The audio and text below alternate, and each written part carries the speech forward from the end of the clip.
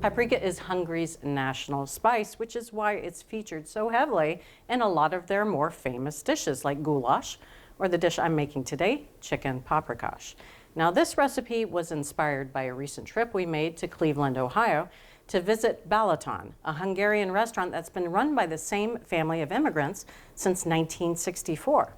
Now their version, like our version today, starts off with a braising sauce. So I have here in my Dutch oven a 1/4 cup of extra virgin olive oil. I'm going to heat that over medium-high until the oil starts to shimmer. So all I need to do is take 1 onion, peel it of course, and then rather than mince, we're going to slice this onion pretty thin. In addition to paprika, which we're going to add in a little bit, we're also using red bell pepper. So I'm just going to cut off the top to stem it, and then cut one side, open it up. Just get rid of this pod. Now I also want to cut away the ribs of this pepper. So the best way is to flatten this and then take your knife and just get rid of any of these white parts here. They can be a little bit bitter. Not all recipes for paprikash use red bell pepper, but we really love that sweetness that they gave. All right, so now, just like the onion, we're going to slice pretty thin. The oil is shimmering, so now it's time to add in our vegetables. So in addition to the onion and the bell pepper, I'm going to add 1 14.5-ounce can of diced tomatoes that we've drained, 5 cloves of garlic that we've chopped pretty fine. We didn't mince it. We actually like those bigger pieces of garlic, and a teaspoon of salt. That's not only going to start seasoning, it's also going to help to pull out the moisture from the onions and the bell peppers. So let me give this a nice stir here. All right, so that looks great. Now I'm going to let this go about 10 minutes. I'll go in there and give it a stir every once in a while. I want to make sure that it's not burning, but I do want those vegetables to soften and a fond should start to form on the bottom of the pan. That's good flavor. So we've got a little time to prep our chicken. Now some recipes for chicken paprikash will use cut up pieces of chicken, but we really like that whole piece of bone-in thighs. But we do want to remove the skin because we found that it made the paprikash just a little too fatty. So let me show you how to do that. Paper towel is key here because these things can be a little slippery. So you're just going to find one of the ends, kind of tear it off, and then use the paper towel to grip that chicken skin and pull the rest, just like that. All right, so we are left with a little bit of fat here. You can use a knife to trim it, or you can go in with scissors, especially when you have these longer pieces.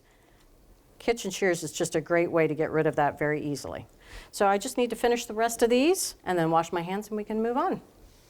All right, so the vegetables are softened nicely and the chicken is all trimmed and de-skinned. So I do need to season it with a little salt and pepper.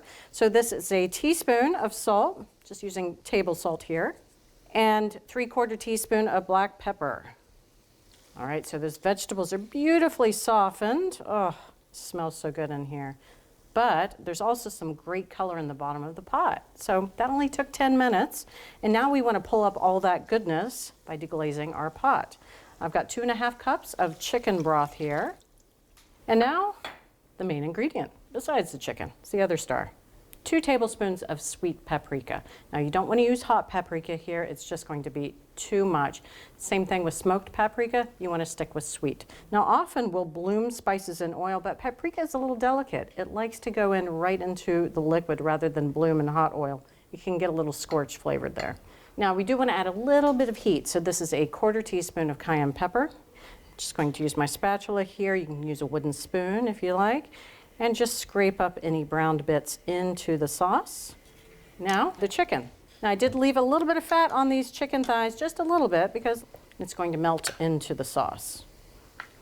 All right, so now that they're all nestled in here, we're just going to wait for this liquid to come up to a simmer, and that gives us a few moments to work on our side dish. We're making Spaetzle. Now, these are the little egg noodles. They're kind of in between an egg noodle and a dumpling that you often find in Austrian, German, Hungarian, Swiss cuisine. And it starts off with 2 cups of all-purpose flour.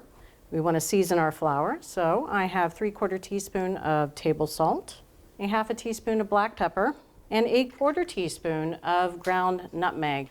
Give this a little whisk, And I cannot emphasize this enough, grate your nutmeg right before you use it. It's going to taste completely different from the stuff that comes out of the jar pre-ground. All right, now our liquid ingredients. I have 3 eggs here, and we're going to whisk in 3/4 cup of whole milk. Just want to break up those eggs. Okay, so let's put this egg mixture into our flour mixture. Just pour it right in. Mix these together. Work out any lumps. You don't want it to be too thin, but you also don't want it to be too thick. I'll cover it with a little bit of plastic wrap. And we can let this sit here for 15 or up to 30 minutes. And doing so is going to help to make this dough easier to work with later on.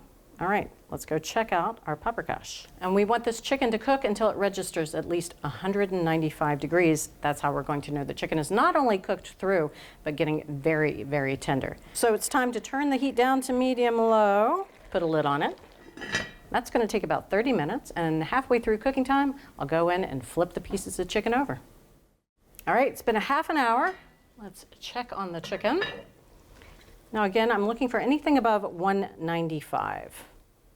Oh yeah, this is closer to 199, 200. Absolutely perfect.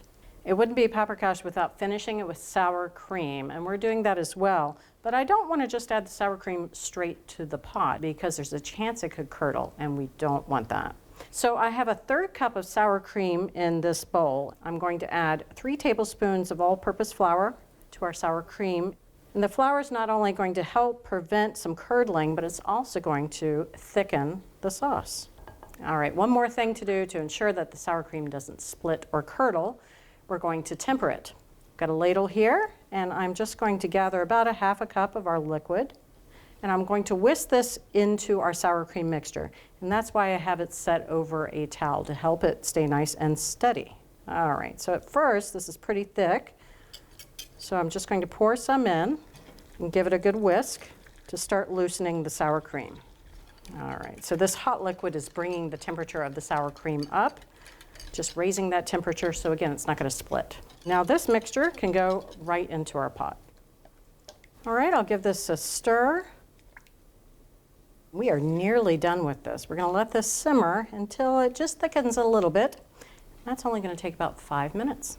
So let's work on Spaetzle. We've got 4 quarts of boiling water. Now we want to season it just as we do with pasta with a tablespoon of salt. Give it a little quick stir. And here is our batter. It's rested. It's nice and sticky. And that is one of the problems sometimes with working with this. It can be very sticky. So I'm going to show you a couple of tips that my grandfather showed me when working with Spaetzle. An insert. This is actually a Spaetzle insert. Nice large holes. It's going to allow plenty of the batter to go through. Now these are really inexpensive, and once you make Spaetzle, you're going to want to make it all the time. So I highly recommend that you invest in one of these. But if you don't want to, we have instructions on our website for a makeshift Spaetzle insert using a disposable pan. All right, so this goes right over the boiling water. Now, a cup of cold water is pretty key to this recipe. Cold water is what helps prevent this batter from sticking to everything. So I just like to keep one nearby. Actually run a little bit of cold water over the insert. Just makes the mixture a little bit easier. And now our Spaetzle dough. Put it right on top. Using a towel, I'm going to grab the side here to keep it steady, and then just press it right through. And the rule of thumb is you only want to add enough to the pot that basically makes one layer. If you add too much of the batter to the pot all at once, it can overcrowd the pot and you end up with soggy Spaetzle. Let's lift up this insert, and right away they start to float, and as soon as they float, they're basically done. These only take about a minute to cook all the way through. All right, give it a good stir. That's done. So we're going to get these out of the pot. You can use a skimmer, or like I've got here, a little fine mesh strainer to get them out of the boiling water into a colander so they can continue to drain a little bit, and I've set it over a bowl. Give it a nice shake. Dump any excess water back in there, but we've got a nice hot bowl. This goes right back in, and we're going to toss this with 2 tablespoons of unsalted butter that we've melted. There you go. All right, so these are so easy to make. You saw that. Great to keep on hand. And these only have to wait for our paprikash. It's all coming together and it's time to eat. So I'm going to go ahead and spoon some of this beautiful Spaetzle onto my plate. Buttered and well seasoned because we seasoned the dough. Now let's check out our paprikash. Oh, looking good. Give it a little stir. You can see that the sauce is nicely thickened, not too much. And one more thing to stir in is 2 tablespoons of parsley, a little color at the end. I'm going to hold some back for my plate too. Beautiful. Let's stir that in. Let me get out a plump, juicy chicken thigh. Sauce and those onions and peppers. And dollop some more sour cream. I like to put it right on the side so it can start melting into that sauce. And a little bit more paprika right over everything. And I promised you some parsley. Doesn't that look like magic? And this is falling apart. I'm going to grab a little bit of that sour cream, make sure I get plenty of sauce. Incredibly tender. The flavors are so vivid. They're so bright. Get some of that Spaetzle. It's just a beautiful balance. A little heat, a little sweet. I call that gorgeous, I call it finished, and that is dinner. So to make this wonderful chicken paprikash at home, remove chicken skin from thighs before cooking. Add sweet paprika right to the sauce to preserve its flavor. Temper the sour cream with a little bit of that sauce, and then serve it with buttered Spaetzle to make it a full meal.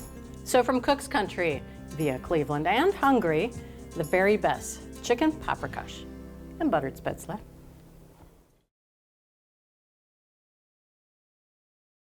Thanks for watching Cook's Country from America's Test Kitchen. So what'd you think?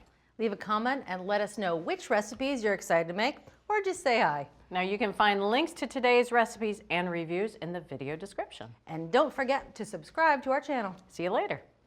Alligator.